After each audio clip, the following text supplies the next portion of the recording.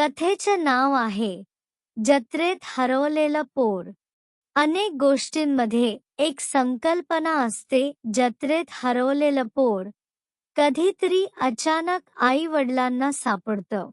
मग या हरवलेल्या पोरावरून अनेक गोष्टी बनतात. पण विचार करायचा म्हटला तर थोडा सिरियस नोटवरचा विचार मनात येतो. आपल्यापैकी किती मंडळींची मुलं अनेक वेळी एकुलती एक मुलं पाश्चिमात्य संस्कृतीचे आकर्षण नावाच्या जत्रेत हरवली आहेत. व्यवसाय नावाच्या जत्रेत हरवली असती तर मुलं हरवली नसती. मुलांना जग सापडलं असतं. पण पाश्चिमात्य संस्कृतीच्या आकर्षणाच्या जत्रेत हरवलेली मुलं फक्त 9 ते 5 संस्कृतीच्या जत्रेत हरवतात. अशा मुलांना त्यांच्या मुळांपर्यंत परत आणणं महाकर्म कठीण होऊन जातं, कारण या मुलांना आपल्या मुळांची ओळखच नसते. इंग्रजी माध्यमात शिकलेली मुलं, मोडकं तोडकं मराठी बोलणारी मुलं म्हणतात, आम्हाला मराठी वाचता येत नाही. का? तर आम्ही इंग्रजी माध्यमात शिकलो, इंग्रजी कॉलेजमध्ये गेलो, त्यानंतर इंग्रजी बोलण्याच्या देशामध्ये 9 ते 5 नोकरी करण्यात आयुष्य घालवायला लागलो.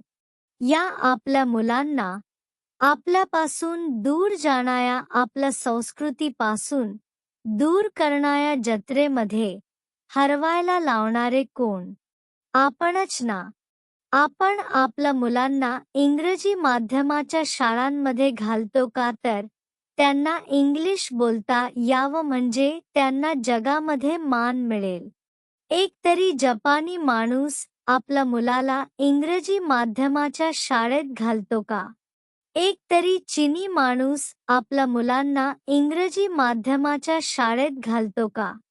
एक तरी कोरियन माणूस आपल्या मुलांना इंग्रजी माध्यमाच्या शाळेत घालतो का?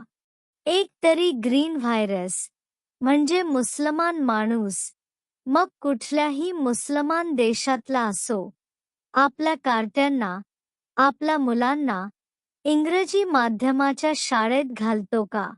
नाही. तो त्यांना प्रथम आपल्या कुराणाचे शिक्षण देतो. त्यांना सांगतो की सर्वात प्रथम इस्लाम पाळणं गरजेचं, नंतर जिवंत राहणं गरजेचं.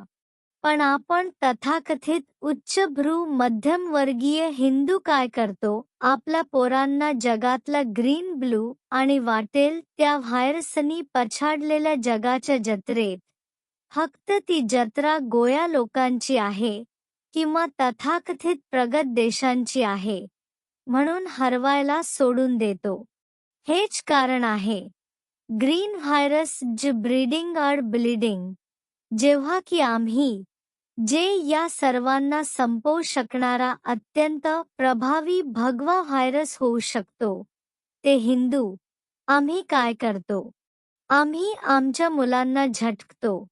त्यांना सांगतो पाश्चिमात्यांच्या पाठीमागे जा, प्रगत राष्ट्रांमध्ये सेटल व्हा आणि आम्हाला पण तिकडे बोलावून घ्या. मग जर ही मुलं ख्रिश्चन झाली किंवा मुसलमान झाली तर का शिव्या घालतो? कुठेतरी आपल्या संस्कृतीच्या, आपल्या भविष्याच्या संहाराला आपणच जबाबदार आहोत.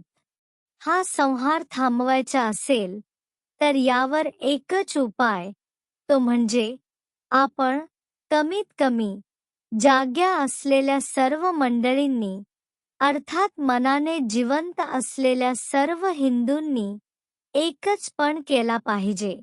तो म्हणजे आपला हिंदुस्तान हा हिंदू राष्ट्र म्हणून घोषित होईल.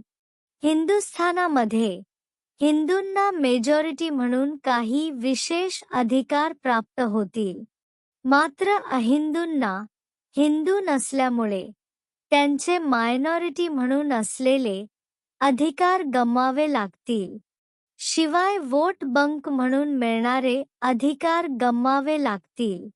जर हे घडलं तर आपल्या भारतवर्षातली अनेक जत्रेत हरवलेली पोरं आपापल्या घरी परत येतील. आणि इतकंच नव्हे तर आपल्या सगळ्यांना खऱ्या अर्थाने आपण जत्रेत हरवलेल्या स्थिती मधून आपापल्या घरी परत आल्याची भावना निर्माण होईल.